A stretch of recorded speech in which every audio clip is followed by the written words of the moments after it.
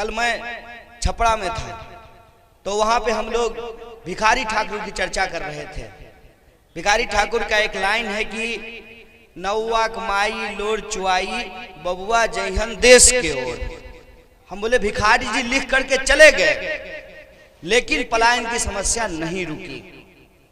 साल दर साल चुनाव होते रहते हैं, आप किसी न किसी को अपना वोट देते हैं, कोई जीतता है कोई हारता है, लेकिन जो आपका बुनियादी सवाल है उसको इस देश के राजनीतिक विमर्श से गायब कर दिया गया था। मैं ये गारंटी नहीं कर रहा हूं कि इस बार का चुनाव इस विमर्श के आधार पर अपना अंतिम परिणाम देगा कि नहीं देगा, लेकिन इस बात की खुशी जरूर है और मैं आपको बधाई जरूर देना चाहता हूं कि आपने नौजवानों के इस सवाल का जो समर्थन किया है। बिहार के चुनाव का विमर्श इस बार रोजगार के सवाल पर केंद्रित है। और आप देखिए कि हम लोग दूसरे के अखाड़े में जाकर के, दूसरे के पाले में जाकर के कबड्डी कबड्डी नहीं कर रहे हैं।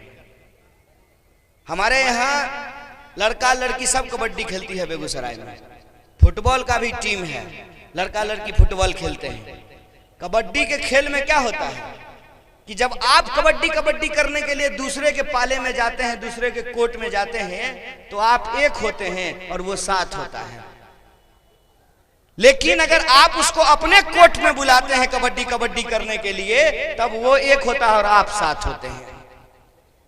इस रणनीति में, इस लड़ाई में ये होना बहुत जरूरी था कि हम भाजपा के द्वारा उलझाए गए, फंसाए गए, भटकाए गए मुद्दों पे जवाब नहीं दे रहे हैं, बल्कि हमारे द्वारा उठाए गए मुद्दे पे उनको जवाब देना पड़ रहा है। इस बार के चुनाव की आप खास बात देखिए, हमारे संकल्प पत्र में रोजगार की बात की गई है, समान काम के समान वेतन की बात की गई है। हमारे संकल्प पत्र में सिर्फ नौजवानों की बात नहीं की गई है, समावेशी है हमारा संकल्प पत्र। हम वृद्धा पेंशन को भी 400 से बढ़ा करके 1000 रुपया करने की बात कर रहे हैं। और सिर्फ अस्थाई नौकरी की चर्चा नहीं कर रहे हैं, जो नियोजित शिक्षक हैं उनको भी अस्थाई करने की बात कर रहे हैं, जो अतिथि शिक्षक हैं उनको भी अस्थाई करने की बात कर रहे हैं। और हमारा पूरा फोकस इस बात पर है कि आखिर क्यों पढ़ने के लिए बाहर जाना है, नौकरी करने के लिए बाहर जाना है, इलाज कराने के लिए बाहर जाना है। नया नया ब्याह होता है तो लोग घूमने के लिए भी बाहर ही जाता है। कोई हिमाचल का आदमी आपको उमगांव में घूमते हुए मिला है? कोई बंबई का आदमी आपको उमगांव में घूमते हुए मिला है? कोई सरदार जी आपको मिला है कि आपके खेत में धान काट रहा हो, आपके पोखर में मछली पकड़ रहा हो? आखिर क्यों कि हमको घूमने के लिए मनाली ही जाना है? कोई मधुबनी भी आए, हम उसको पान खिलाएं, मखान खिलाएं, उसको जो है मिथिला का टोपी पहनाएं, पाग पहनाएं। ये परिस्थिति हमारे राज्य में क्यों नहीं पैदा हो पाई? ये इतना बड़ा सवाल है जिस सवाल को गुमराह करके रखा गया। भिखारी ठाकुर विदेशिया नाटक में विरह का गीत लिखते थे, और विरह के गीत में क्या लिखते थे? पिया गैल कलकतवा ए सजनी।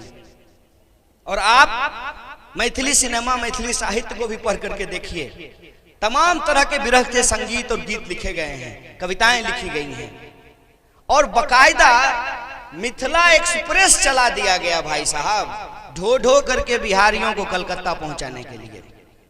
काहे भाई? कोई बंगाली हमारे यहाँ क्यों नहीं आ रहा है? हमारे यहाँ हमारे खेत में काम करने के लिए, हमारे फैक्ट्रियों में काम करने के लिए। ये जो आत्मसम्मान की लड़ाई है, इस आत्मसम्मान की लड़ाई के बारे में एक बात हमको समझना पड़ेगा कि जब तक हम अपने हक और अधिकार को लेकर के सजग नहीं होंगे, जब तक हम ये नहीं याद करेंगे कि सरकार चुनने का अधिकार गिफ्ट में नहीं मिला है, happy birthday to you, gift में नहीं मिला है। देश अगर आजाद नहीं होता और देश की आजादी के लिए लोग हंसते हंसते फांसी का फंदा नहीं चूमे होते, देश का संविधान नहीं बना होता, तो हर किसी का वोट बराबर नहीं हुआ होता। मोटको वोट एक, अपतरको वोट एक। महिलों वोट एक, मर्दों वोट एक, गोरको वोट एक, अकरको वोट एक। ये हो पाता क्या? और इतनी बड़ी ताकत अगर आपकी नहीं होती तो चील गाड़ी लेकर के लोग आपके मैदान में नहीं उतर रहे होते। कोई नजर नहीं आता, एसी से बाहर नहीं निकलता है, बिस्लरी से मुंह धोने वाले लोग हैं। ये 5 साल में जो सीजन होता है, जो त्योहार होता है, वो इसीलिए होता है कि आज भी सरकार को चुनने का अधिकार आपके हाथ में। आप वोट से सरकार बना सकते हैं, आप वोट से सरकार गिरा सकते हैं। जब इस देश का मुस्तकबिल हमारे हाथ में है, हम तय कर सकते हैं, तो आखिर ऐसी कौन सी परिस्थिति है कि बाटा फैक्ट्री में काम करने वाले मजदूर के पैर में बाटा का जूता नहीं होता है? ऐसी कौन सी परिस्थिति है कि लॉकडाउन के दौरान हम दिल्ली में, बंबई में फैक्ट्रियों में काम करते हैं, बिल्डिंगें बनाते हैं, सड़कें बनाते हैं, कश्मीर से लेकर के कन्याकुमारी तक हर मेहनत मजदूरी का काम बिहारी करता है। लेकिन जब लॉकडाउन लगा तो हमको अपने ही देश में प्रवासी कह दिया गया। ऐसा लगता है जैसे हम लोग साइबेरियन हो। हमारे यहाँ कांवड़ झील है बेगूसराय में, जनवरी महीना में प्रवासी पक्षी वहां पे आते हैं। हम चिड़िया हो गए कि हमको अपने ही देश में प्रवासी कहा जा रहा है। क्या गलती है हमारी? गलती यह है कि कहावत कही जाती है, घर दही तो बाहर हो दही। जब घर में दही नहीं होगा ना तो बाहर में भी दही नहीं होता है। परिस्थिति आई, जिनका काम करते थे, जिनके लिए मेहनत मजदूरी करते थे, जिनका ठेला चलाते थे, रिक्शा चलाते थे, दुकान चला रहे थे, बिल्डिंग बना रहे थे, सड़क बना रहे थे, फैक्ट्रियों में चप्पू चला रहे थे, उनके लिए प्रवासी हो गए। कहते थे कहावत में, मरना भला विदेश में जहां ना अपना कोई। आज परिस्थिति ऐसी हुई है कि कहा गया मरना भला देश में जहां हर कोई अपना होए। कम से कम कंधा देने वाला तो 4 लोग होगा ना। लाश पड़ी हुई है, कोई छूने वाला नहीं है, कोई उठाने वाला नहीं है।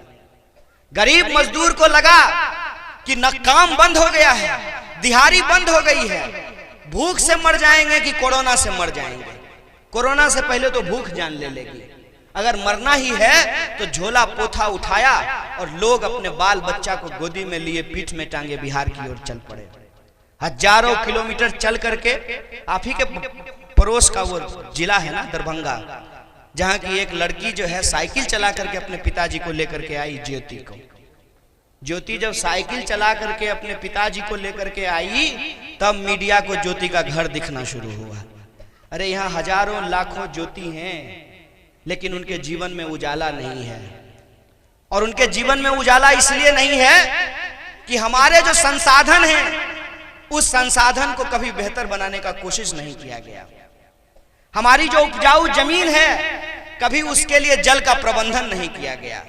जब एक इलाके में बाढ़ होती है तो दूसरे इलाके में सुखाड़ होती है। बताइए, एक ही साथ ये दोनों बात संभव है कि आप तो नहाए भी रहो तो सुखले भी रहो?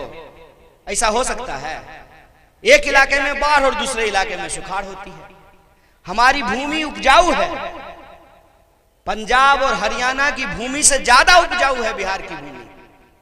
उसका कोई प्रबंधन नहीं किया गया। आप सोच करके बताइए।